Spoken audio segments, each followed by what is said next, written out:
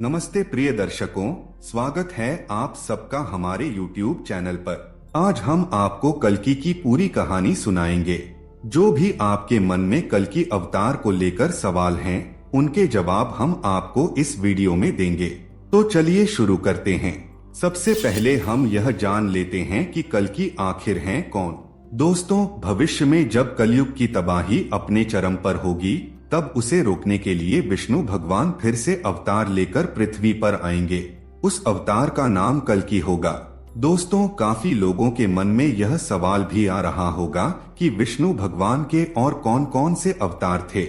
उसका जवाब भी हम आपको दे देते हैं। भगवान विष्णु के कुल 10 अवतार हैं। अभी तक 9 अवतारों में भगवान विष्णु पृथ्वी पर जन्म ले चुके हैं। मत्स्य, कूर्म, वराह, नृसिंह, वामन, परशुराम, राम, कृष्ण, बुद्ध और दोस्तों कल्कि विष्णु का 10वां अवतार बनेंगे।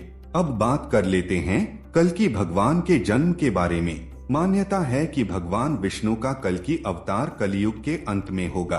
पुराणों के मुताबिक कलियुग 4,32,000 साल का होगा और अभी कलियुग का पहला चरण चल रहा है। इसमें से 5,126 साल बीत चुके हैं और 4,26,875 साल अभी बाकी हैं। यानी कि भगवान विष्णु का कल्कि अवतार होने में अभी करीब 4,26,875 साल बाकी हैं। तो कुल 4,26,875 साल बाद कल्कि अवतार का जन्म सावन महीने के शुक्ल पक्ष की पंचमी को संभल नामक स्थान पर विष्णुयश नाम के एक ब्राह्मण परिवार में होगा। कल्कि अवतार के पिता का नाम विष्णुयश और माता का नाम सुमति होगा। कल्कि अवतार के 3 बड़े भाई होंगे जिनके नाम सुमंत, प्राज्ञ और कवि होंगे।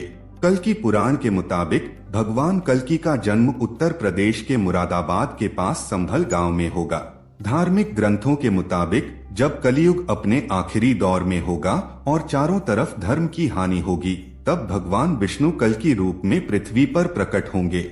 उनका जन्म धर्म की रक्षा करने और कली राक्षस का वध करने के लिए होगा। कल्कि अवतार के बारे में भगवत और कल्कि पुराण में जो भी बताया गया है, उसे अलंकारिक माना जाता है। कल्कि निष्कलंक अवतार हैं। भगवान का स्वरूप परम दिव्य होता है। दिव्य अर्थात दैवीय गुणों से संपन्न। वे सफेद घोड़े पर सवार हैं। भगवान का रंग गोरा है, परंतु क्रोध में काला भी हो जाता है। प्रभु के हृदय पर श्रीवत्स का चिन्ह अंकित है। गले में कौस्तुभ मणि है। युद्ध के समय उनके हाथों में 2 तलवारें होती होंगी। यज्ञ जी कल्कि अवतार के पुरोहित होंगे और भगवान परशुराम उनके गुरु। कल्कि भगवान का बचपन आध्यात्मिक और शास्त्रों की शिक्षा में बीतेगा। उन्हें दिव्य ज्ञान प्राप्त होगा और वे महान योद्धा के रूप में प्रशिक्षित होंगे। बचपन से ही कल्कि भगवान में अलौकिक शक्तियां होंगी और वे दुष्टों का नाश करने के लिए तैयार होंगे। कल्कि अवतार की 2 पत्नियां होंगी, लक्ष्मी रूपी पद्मा और वैष्णवी रूपी रमा। कल्कि अवतार के पुत्रों के नाम जय, विजय, मेघमाल और बलाहक होंगे। कल्कि अवतार 64 कलाओं से युक्त होंगे और देवदत्त नाम के सफेद घोड़े पर बैठकर आएंगे। कलयुग में एक ऐसा समय आएगा जब धरती पर चारों तरफ तबाही मच जाएगी।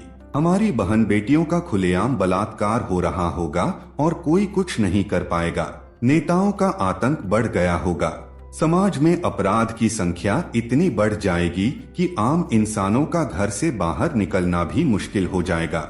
इंसान ही इंसानों को काट खाने लग जाएंगे। सारे देश एक दूसरे के खिलाफ युद्ध करके इस धरती का विनाश कर देंगे। तब कल्कि भगवान इन सभी पापियों के विरुद्ध युद्ध करके इनका विनाश कर देंगे। कल्कि भगवान धर्म और नैतिकता को पुनः स्थापित करेंगे और सत्य, न्याय और धर्म की पुनर्स्थापना करेंगे।